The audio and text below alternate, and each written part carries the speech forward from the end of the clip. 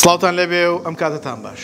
من سروود خورشید لە کەناڵی ئاسووی زانکۆ لە خزمەتی ئەوەی خۆشەویستین بۆ درێژەدان بە ڤیدۆکانمان سەبارەت بە زانکۆ و پەیمانگاکانی هەرێمی کوردستان. تا بزانین کەمترین کۆنەورە وەرگیراوەکان بە زانکۆڵاوین پارالێل ئێواران هەروەها پارێزگا و گشتیەکەی چۆنە. لە دەستپێکی زنجیرە ڤیدۆکانمان کە دەست پێکەین ئەمجارەیان باس لە زانکۆی کۆیە بۆ ئێوەی خۆشەویستەکەین.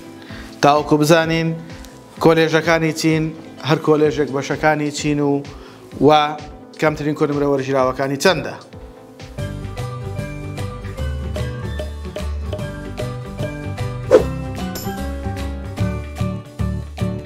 لەم ڤیدۆیەدا باسی کۆلێژی پزیشکی یاخود سکوڵی پزیشکی لە زانکۆی کۆیە بۆ ئێوەی خۆشەویستەکەین کە پزیشکی گشتیە و یەک بەش پێک هاتووە.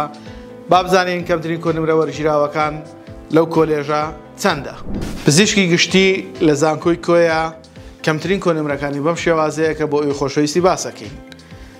لەقی زانستی وەرەگرێت زانکۆڵاینی پارێزگا 97.333 وەرگرتووە و گشتێکەی 98. پارالێلی پارێزگا 96.87 و گشتێکەی 97.6. قوتابیان و خوێندکارانی ئەزیز، ئەوەی باسمان کرد کۆلێژی پزیشکی گشتی بوو لە زانکۆی کۆیە کە کەمترین کۆنەمرەکانمان بۆ ئێوەی خۆشەویست خوێندەوە.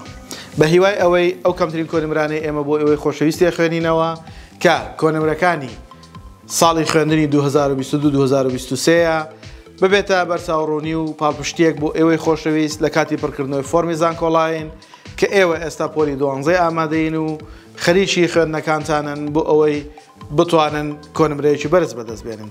بە هیوای ئەوەی لە تاقیکردنەوەکانە ئێوەی خۆشەویست سەرکەوتوو بن و بتوانن ئەو کۆنەمرەیە بەدەست بێنن کە ئاوات و دڵی خۆتان ئەیەوێت. ئینشاڵڵا سەرکەوتووە بن بۆ زیاتر دڵگەرمبوون و پێشکەوتنی کەناڵەکەی ئێمەش لایک و کۆمنت سەبسکرایبی کەناڵەکەمان لە یاد مەکەن و هاوڕێیانیشتان ئاگادار بکەنەوە بۆی ئەوانیش بینەری کەناڵەکەمان بن و سوود لە کەمترین کۆنەمرەکان وەربگرن.